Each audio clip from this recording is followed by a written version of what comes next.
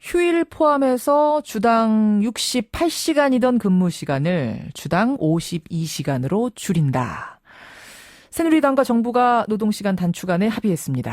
재계는 즉각 반발하고 나섰고요. 노동계는 환영한다면서도 좀 아쉽다. 이런 반응을 내놓고 있는데요.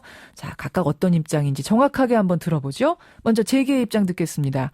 한국경영자총연합회 총협의회 이형준 노동정책본부장 연결이 되어 있습니다. 이형준 본부장님 안녕하세요. 예, 안녕하세요. 재계는 반대하신다고요?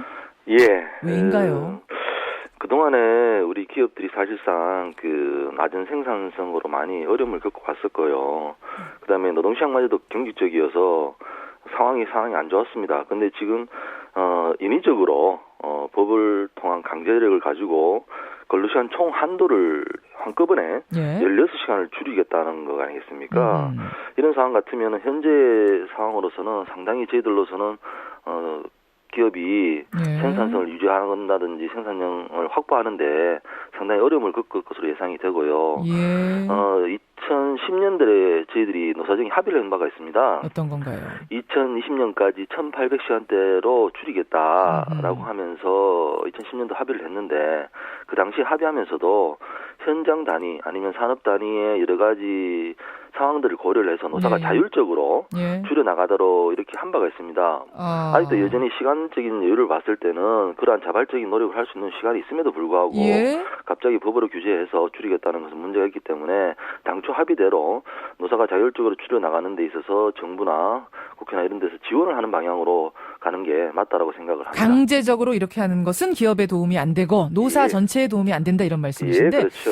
그런데 이제 정부와 여당에서는 이런 얘기하더라고요. 노동시간 단축을 하면 근로자의 삶의 질이 올라가게 되고 그러면 기업의 생산성도 올라가고 또 직원도 더 뽑게 되니까 왜냐하면 이제 인력이 부족하니까 일자리 나누는 효과까지 일석삼조다. 어떻게 생각하세요? 그동안에도 사실은 법정 근로시간 단축을 해왔었습니다. 해오면서 저희들도 기대를 했죠. 근로시간 단축이 되면 생산성이 향상될 것이라고 생각을 했었는데. 뭐 느리지만 조금씩 단축은 돼 왔죠, 계속. 그렇죠. 단축돼 왔으면서 생산성이 그다음 나아지면 지표가 나와야 되는데 현재도 여전히 OECD 국가 34개국 중에 하위권에 머물러 있습니다. 그리고 실질적으로 업종에 따라서는 다른 나라에 비해 생산성이 떨어지는 게 지표로 나타나고 있습니다. 그렇기 때문에 이런 부분을 봤을 때는 말씀하신 게 틀렸다는 말은 아니지만 실질적으로 산업 현장에서의 모습은 그렇지 않다는 걸 하나 말씀을 드리는 거고요. 특히 더 중요한 건 근로자 측에서 줄어든 시간만큼 생산성 향상에 적극적으로 나서야 되는데 일부 최근의 사례에서 보면은 그렇지를 못하다는 거죠. 근로시간은 줄이되 임금은 그대로 보존하는 방식으로 그렇게 요구를 하고 있기 때문에 우려스럽고요. 그러니까 지금 경영자 쪽에서는 근로시간 줄어들면 임금도 당연히 줄어야 된다. 이런 대원칙을 갖고 계시는 거예요? 비례적으로 근로시간이 주는 만큼 그에 따라서 임금도 줄어드는 게 정상이라고 저는 생각을 하는데 이 부분에 대해서 현장에서 받아들이지 않고 있는 모습이 나타나고 있어 우려스럽다는 말씀. 그게 또 마찰일 것이라는 말씀. 그리고 아까 말씀하셨던 일자리 문제인데요. 저희들뿐만 아니라 세계적으로 근로시간을 단축을 해서 일자리가 늘어나는 효과가 있었다라고 아주 적극적으로 소명되는 그런 분석들이 있지를 않습니다. 그런가요? 일자리 쉐어링 이래가지고 일자리 나누기 하는데 제일 첫 번째는 시간 단축이다 이런 얘기들 하는데. 그렇죠. 근데 그 당시 그 상황이라는 것은 소위 말해가지고 경기 자체가 매우 안 좋아지는 상황에서 늘어나는 게 아니라 기존의 근로자들이 나누어 가지는 케이스죠, 사실은. 그런 부분이기 때문에 새로운 일자리 창출하고 연결될 가능성이 매우 낮다는 말씀을 드리고요. 그런 부분도 사실은 전제가 되는 게 뭐냐면은 근로자 측에서 그런 부분에 대한 수용이 가능해야 됩니다. 굉장히 자발적으로 이루어져야 된다. 그 경우에도 임금은 줄어든다. 당연히 그렇죠. 근로시간이 나누기 때문에 줄어들어야 되는 상황인데 그 부분을 수용을 못 한다는 거죠. 그리고 중요한 거는 말씀하자면은 지금 줄이고자 하는 16시간, 68시간에서 52시간 줄일 때 16시간 남지 않겠습니까? 그 부분에 대해서 새로운 일자리가 창출이 된다고 말씀을 하시는데 노동시장에서 현실적으로 일주일에 16시간만 하는 그런 일자리에 대해서 노동 공급이 가능하냐의 문제에 있어서는 그렇지는 못하다는 겁니다.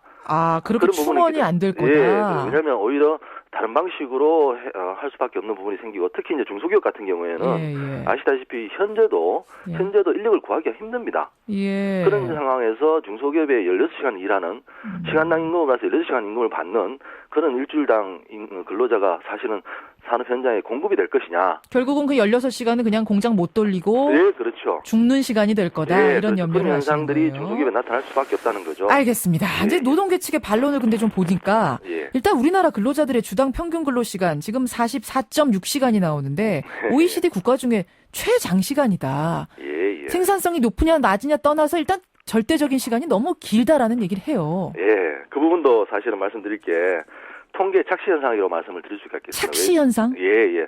왜냐하면은 예. 저희들은 상대적으로 뭐 비교할 수 있는 OECD 국가 중에서도 소위 말해 지금 정부가 추진하고 있는 시간 선택제, 그러니까 풀타임이 아닌 파타임 근로자 수가 매우 낮습니다. 일본의 같은 일본의 경우에도 지금 통계적으로는 저희들보다 총 연평균 근로시간이 매우 낮습니다. 한 200~300시간 낮게 나타나는데 그 원인이 뭐냐면은 풀타임보다는 파타임이 많기 때문에 그렇습니다. 아르바이트처럼 뛰는 시간제 근로자들이 많다. 많기 때문에. 왜냐하면은 그 시간제 일자리 근로자들을 빼고 나면은 일본도 저희들하고 비슷한 2,000시간대입니다. 풀타임 근로자를 기준으로 했을 때요. 그런 측면으로 봤을 때는 통계적인 착시이기 때문에 그런 부분들이 개선되었기 때문에 다른 나라들이 저희들보다 연평균 근로시간이 짧은 편이라는 말씀을 드리는 거죠. 그래서 그런 부분들을 감안을 한다 그러면은 저희들이 경쟁국에 비해서 뭐 경쟁국이라 그래서 좀 어떻게 느낄지 모르겠습니다만 대만이나 싱가포르나 홍콩 같은 경우에도 지금 연평균 근로시간이 2,300시간대가 나옵니다. 그런 거 봐서는 뭐 일본도 아까 말씀드렸지 2,000시간대가 그대로 유지가 되고 있는 근데 거고요. 꼭 그런 나라하고 비교를 해야 되나요? 지금 선진국이라고 할 수 있는 나라들하고 비교했을 때는 훨씬 많이 일하고 있는 건 아닙니까? 네, 그 이제 사람에 따라서 달리 이제 저 근로시간이 나타나는 현상 부분에 대해서는 전반적으로 낮춰 나가야겠죠. 그래서 저희들도 2020년까지 1,800시간대를 맞추자라고 합의를 한 바가 있습니다. 지금 이 정부 안도 보면은 단계적 시행이라고 나와 있긴 하는데 그 정도로는 안 되겠습니다. 2016년까지 완성인가요? 이렇게 돼 있더라고요. 예, 그 단계적 시행이라는 부분도 사실은 그 산업 현장의 상황을 저희들이 말씀을 드리는 부분이죠, 사실은. 말씀드렸듯이 이제 가장 많은 포션을 차지하고 있는 중소기업의 문제입니다. 중소기업이 현실적으로 유예 시간을 가진다 손치더라도 여전히 그 부분에 대해서 사람을 새로 뽑는다든지, 그 다음에 시설 투자를 새로 해야 된다든지, 그런 부분에 있어서 현실적으로 자금이 조달이 가능한 문제. 중소기업들이 제일 어려워질 거다. 그렇죠. 왜냐하면 저희 조사해 반도로는 실제로 그렇게 단축을 해버리면은 새로운 고용도 힘들 뿐만 아니라 기존에 있는 근로자들도 그만큼 그 소득이 줄어들기 때문에 알겠습니다. 그게 믿지 않으려고 하는 현상이 나타난다는 거죠. 노동계에서는 이런 얘기 하더라고요. 근데 중소기업을 방패막이로 삼지 말아라. 중소기업이 그렇게 걱정되면 대기업들 불공정 거래부터 이거 하지 말아라. 그거는 그렇게 불공정 거래하면서 무슨 노동시간 얘기하면서 중소기업 얘기하느냐. 여기에 대해서 뭐라고 하시겠어요? 네, 불공정 거래가 그렇게 심했으면 지금 다 중소기업들 문 닫았어야죠. 그렇게 너무 비약적으로 이야기를 하시면 곤란하고요. 대기업 역시도 관련된 협력업체, 중소기업들에 대해서 심각한 우려를 가지고 있습니다. 왜냐하면은 대기업부터 이렇게 줄여 나갔을 경우에 대기업만으로서는 안 된다는 거죠. 관련된 협력업체 역시도 근로시간을 줄였을 때 여러 가지 문제에 있어서 극복을 해서 계속해서 생산성을 유지를 해야 되는데 알겠습니다. 그런 게 안 보이기 때문에 문제가 된다는 거죠. 자, 그러면 경총의 입장은 절대 이 안은 받을 수 없다. 이렇게 정리하면 됩니다. 현재로서는 저희들이 이제 올해 5월 30일 날 고용률 70%를 달성하기 위해서 일자리 협약을 체결한 바가 있습니다. 그 당시에 나왔던 이야기가 휴일 근로 좀 짧게요. 문제하고 그러니까 안 된다는 말씀이시죠? 산업 부담을 완화시키는 방안을 만들고 난 다음에 충분히 그렇게 시행이 된다는 말씀을 드립니다. 여기까지 말씀 듣겠습니다. 고맙습니다. 들어가십시오. 경총 입장을 먼저 들었습니다. 노동계 입장 바로 연결해보죠. 민주노총 김은기 정책국장 연결이 돼 있습니다. 김은기 국장님. 예, 안녕하세요. 김은기입니다. 예, 노동계는 이 근로 단축안 물론 환영이시죠? 뭐 환영이라기보다는 사실은 이미 이제 시행됐어야라고 봅니다. 그러니까 이제 근로기준법은 이미 최대 노동 시간을 주당 52시간으로 규정하고 있고요. 그러나 이제 고용노동부가 위법하게 휴일 근로는 이제 총 노동 시간에 포함되지 않는다는 행정 해석을 함으로써 이제 주당 68시간이라고 하는 장시간 노동을 하고 있었던 것입니다. 원래 52시간이어야 되는 게 이제야 된 거다 이런 말씀이세요? 이제 돼야 되는데 아직도 안 되고 있죠. 근데 지금 앞에서 말씀 들으셨겠지만 경총 측에서는 여러 가지 우려가 많습니다. 우선 생산성도 안 오를 것이고 생산성은 안 오르는데 그 16시간 휴일 근무 시간을 채울 만한 인력은 구하지도 못하고 그래서 결과적으로는 기업이 어려워지고 노동자도 어려워지는 이런 결과가 나올 거다. 어떻게 보세요? 그것은 이제 경충의 논리이고, 이제 예를 들면 우리나라 지금 생산 구조가 장시간 그 저부가가치 생산 구조인 건 맞습니다. 그래서 그것을 단시간 고부가가치 생산 구조로 바꿔야 되는 부분인데 그거는 사실 이제 노사가 서로 협조해야 될 부분이고 그 부분들이 되지 않았기 때문에 장시간 근로를 해야 한다는 부분들은 원칙적으로 이제 앞뒤가 맞지 않는 부분이고요. 그 단시간 근로를 통해서 그러니까 이제 풀타임 노동자들이 제대로 된 그 시간적 그 근로를 통해서 생산량을 늘 수 있는 이런 시스템들 이것들은 이제 별도의 그런 개발이나 이런 걸 통해서 좀 만들어야 될 부분들이지 그것 때문에 그 장시간 근로를 해야 된다는 부분들은 이제 안 맞다고 봅니다. 44.6시간이라는 우리나라 그 근로자들의 평균 근로 시간도 이게 긴 게 아니다. 일본이나 다른 나라 같은 경우에는 파트타임제가 워낙 많아서 이 저 통계에 그렇게 잡혀서 그런 것뿐이다라는 거에 대해서 어떻게 보세요? 뭐 그 자체적으로 조사를 하셨는지 다른 통계를 가지고 말씀하시는지 모르겠지만 그 공식적으로 확인되는 부분은 이제 OECD의 그 통계가 있는 거 아닙니까? 거기에서 이제 우리나라 노동 시간이 이제 상당히 이제 길게 나와 있는 부분들이고 그 노동 시간만 보더라도 지금 2011년 기준으로 우리가 이제 2,116시간인데 OECD 평균 1,696시간이고요. 실제로 저희가 420시간 깁니다. 거기에는 이제 파트타임은 우리가 별로 없기 때문에 통계가 그렇게 잡힌 거다 이렇게 얘기하시더라고요. 이것은 이제 공식적인 통계 기준에 따라 잡힌 거기 때문에 거기에 파트타임이 있는지 내지는 이제 전부 다 풀타임만 들어간 건지에 대한 그건 것들은 믿을 수 없다 이런 말씀. 전체로 다 포함돼서 사실 나와 있는 시간인 것이죠. 그것은. 그러니까 포함이 되다 보니까 우리나라는 파트타임제가 별로 활성화가 안 돼 있어서 이렇게 긴 게 나온 것뿐이지 다른 나라도 풀타임 하는 사람들 시간 보면 똑같이 길다 이렇게 말씀하세요. 지금 이미 기간제 내지는 이제 뭐 그 시간제 노동자라고 하는 비정규직 노동자들이 800만 900만 얘기를 하고 있습니다. 그렇게 해서 이미 50% 이상의 전체 노동자 중에 50% 이상 정도가 지금 비정규직 노동자인데요. 대부분의 그분들이 이제 시간제 노동을 하고 있는 분들입니다. 그럼에도 불구하고 그 적다고 하는 부분은 적절하지 않죠. 동의할 수 없다 이런 말씀. 자, 또 이런 건 어떤가요?